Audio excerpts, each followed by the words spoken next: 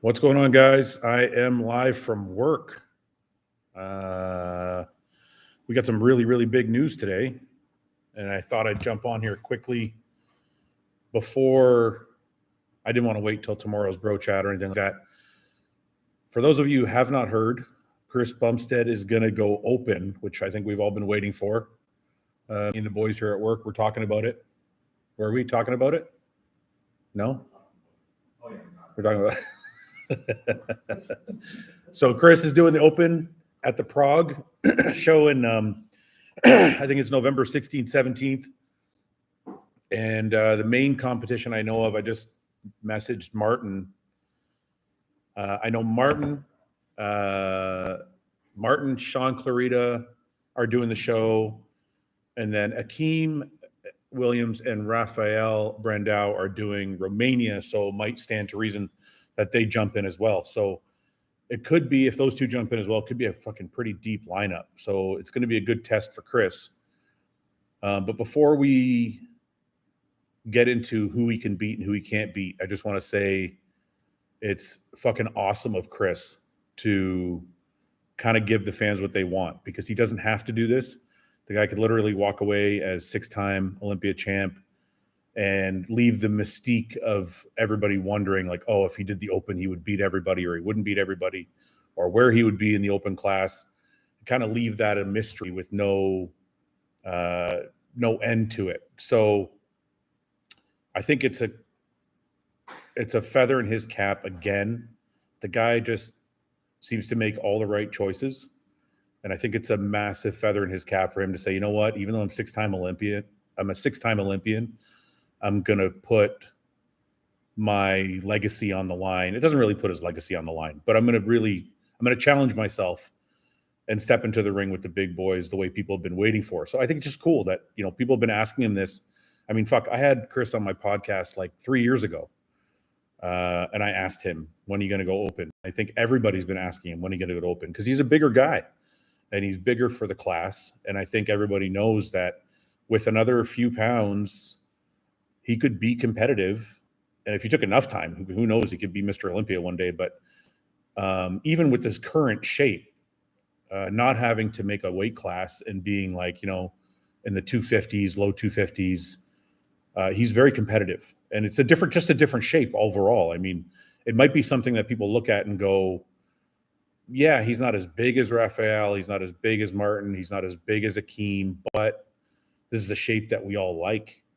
So it's going to be interesting to see when he gets on stage with these guys. Now, can he beat them? That's and I don't think I think Chris is a competitor, so he probably cares. But like I said, this isn't a mark on his legacy at all. It's just a fun competition for him. So I don't think it's going to hurt him in any way if he loses. But can he win? So against somebody like Akeem, I mean, Akeem is going to be far thicker, but Chris is going to be far more conditioned. Chris is probably going to be better from the back because Akeem is, got a little bit of an issue with the lats, especially in the back double bicep. Ethan Becker saying, is this real? Where was it confirmed? Actually, I think I can show you guys if I share this page. Shit. I don't think I can. Oh, yeah, there we go. Okay, so this is the EVLS Prague Instagram page. They've confirmed it. And actually, if you go to Chris's, if I just go to Chris's page, you go over here to CBum, and you go to his first post here. He says, y'all said I had a decent physique and should try competing, so I figured I'd give it a shot. One more run just for fun, giving the people what they want. 3 weeks out, EVLS Prague Pro official open bodybuilding. I started my competing career in open bodybuilding with no exceptions, just for the love of the sport. So why not finish in the same fashion? That is fucking awesome. So yeah, so there you go. You have it confirmed on Chris's page and on the EVLS Prague page. Chris did say he retired, but Chris retired from Classic. So I think this is kind of his little caveat to say, I'm I'm retired. And I remember him saying that on the classic stage. He said, I won't compete anymore on this stage, meaning the Olympia stage. So now he's gone on to the Prague show, and people, have been asking me like, oh, do you think if he wins, he'll compete at the Olympia and the Open? I don't think Chris will. I think Chris is doing this for fun, like he said. I think he's going to see how he does. And I think whether he wins, loses, or whatever, it's just going to be for him. But so Rafael Akeem, this is the thing about Rafael and Akeem. I think he beats both of them from the back. From the front, it's a little bit different story. Rafael is very round and very clean and polished. It also depends on, the thing is, he could beat both of them on conditioning and detail, which is going to be pretty massive. I think it's going to be a hard one for anybody to predict because he's got such a different physique than most of the Open guys that I don't know how it's going to go. Let's see what Mo has here. Fouad, very important question. Do you think he retired from the Olympia because of the pressure and he's now more towards not having the pressure and just going with the flow? No, I don't think Chris retired because of pressure. I think Chris handles pressure very, very well. And I don't think, I think he retired probably because he's done everything he has to do. He's got 6 Olympias. He's got all the money in the world and he's got a family. So I don't think he needs to compete anymore. And I think he's achieved everything he needs to, and he's set the standard for Classic moving forward. Anyway, so we got Akeem and Rafael. Very tough. Then he's got Sean Clarita. I think he can beat Sean Clarita. I think the size, obviously Sean is going to pack his physique with more muscle, but I think Chris being 6 feet tall or 6'1", whatever he is, will be too much, especially with his shape and detail for Sean. Martin, I don't think he can beat because I think Martin will bring the detail, the conditioning, and the balance from front to back. And I would say the same thing for Rafael and Akeem if they weren't struggling a little bit in the backside. But as far as right now, if those are the 4 people that we know that are competing against him, I'm going to put him in second. I just don't know if he has enough mass. It really depends, too, what he looks like when he's filled out. We've never really seen him like full without having trying to make weight. So I don't know, like maybe Chris at 255 looks a lot bigger and he can stand with Martin. I don't know. We're gonna have to wait and see. But anyway, guys, look, I'm at work. I just wanted to jump on and tell you guys the fucking awesome news because I think all of us are huge fans of bodybuilding and we all kind of were waiting for this. So I'll try and answer a couple questions before I go. Jonathan Colombo says, I'm losing my mind. I think everybody is. We're all really excited. Who will Ian vote for, Martin or Chris? I think Ian's always going to want his brother-in-law to win, but I think Ian is he's very proud of his bodybuilding knowledge and the way he articulates things. And we're going to get a real answer from Ian. I'm sure he's either posted on his Instagram or I'll get him tomorrow on Bro Chat and we'll talk about it. But I think Ian will just vote for who he thinks is actually going to win. I don't think he's going to vote for Chris just because it's Chris. Whoa, Black Betty says, is it definitely a one and done situation? I mean, look, I don't know Chris. I don't know any of the inside story. I don't know if he plans on going further. From what I hear and what I know, I'm assuming this is just a one for fun, but you never know, man. Competitors are competitors. I mean, he might, Chris is young. He might retire for a year and then decide I want to compete again. So who knows? But I think this one's just for fun. I don't think he's planning on any kind of big moves moving forward. What do you think a win would do for the scene? Fuck. A win, if Chris won, if Chris won, and you guys got to imagine if Chris wins, he means he's going to beat Martin. If Chris won, that obviously puts him in the top 3 at the Olympia, right? And then people are going to start making those comments. Well, can he beat Derek? Can he beat Hadi? Can he beat Samson? Because if he beat Martin, then it only stands to reason that we need to see him next to those other 3 guys. And I think it's a huge. I don't want to call it a blow to the industry. I don't want to call it. I don't know what I would call it. It's a massive event if Chris beats Martin and all of a sudden he's in the conversation for top 3 in the world, it might make a lot of bodybuilders rethink how big they have to get, which is a good thing, because I think if guys know they can work on detail and shape and be better that way, it might change the way judges judge. It might change the way bodybuilders are bodybuilding, and maybe guys are healthier that way. I mean, there could be a cascade of events in a whole bunch of different ways if Chris wins. But I don't know if he can beat Martin. It really depends how much bigger he looks without a weight cap. Tom Porter says, Serpent Wallet says, been loving these. Thank you. Thanks for the donation, brother.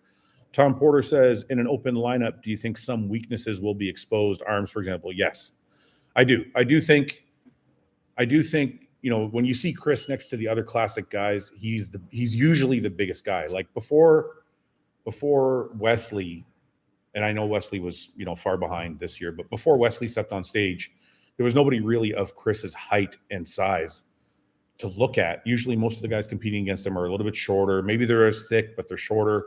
They don't have as big a stature. So Chris is always this like overwhelming force. Whereas in the open class, he's not going to be that overwhelming force. Raphael is also almost 6 feet tall, I believe.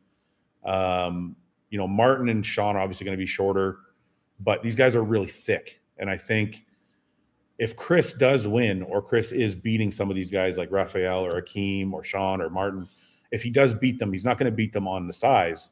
He's going to beat them on the detail, the posing, the presentation, and the overall structure and shape of his physique. The size is the one thing he's not going to have over these guys. But again, I'm only saying that with a caveat of not knowing what he's going to look like with an extra 10 pounds on him from not having to make weight. Let's see. Chris will be second to Martin, retire for good, just downside. Okay. Let's see. Any questions here before I go? Chris is going to Detroit, confirmed. Yes. I think after Prague, he's going to take a little bit of time off. And then I think he said something about, I'm not sure, but I heard he said something about starting prep for Detroit. So make sure all of you guys get your tickets to Detroit. Ryan Chetty, thank you for the donation. Thanks for always staying on top of the bodybuilding game, Fouad. We appreciate you. Love you too, guys. Thank you for watching. I just talked to Ian. He doesn't think he'll beat Martin. I figured Ian would say that. Fouad, when are you getting the Z06? When I get more money, because the new one's fucking expensive as fuck.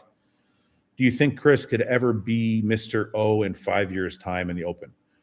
I think Chris could do it because he has a physique that is absolutely phenomenal, but I don't think Chris would ever put on that amount of size or do what he has to do to be that size so he can win that show. Will y'all do live commentary? Amanda, I will do live commentary for that show. I'm actually working on a couple things. I might actually try and do commentary at the show, but if I'm not at the show, I will try and do commentary. I will do commentary on YouTube for that show, and hopefully you guys will all jump on and join me, and we can all talk some shit about the show. Thoughts on Nick's new coach? I don't know who Nick's new coach is. Anybody want to fill me in? We can drop that right now too. Is the jersey going to be back in stock? Yes, they are already reordered, man. Those flew off. You know what? We sold out of those Hostile jerseys in 3 hours. So thank you guys so much for the support. How heavy was Martin at the Olympia? I think I asked him on the podcast we did last week. So go back and watch that if you haven't watched it. Chris is 240-ish, 6'1", but Andrew is 300 and 6'2". How is Chris not too small? We're not talking about Andrew. We're talking about Prague because Andrew's not doing Prague. So I'm not sure why that statement's there. Let's see. What else do we have here? Any other good questions? Fouad, is it true it's hard to retire as a competitor? I don't know. You know, it's funny you said that. I will say yes almost all the time. I wonder, though, for someone like Chris, if it's easier because he's achieved everything that you could possibly achieve in sport, so he can walk away peacefully.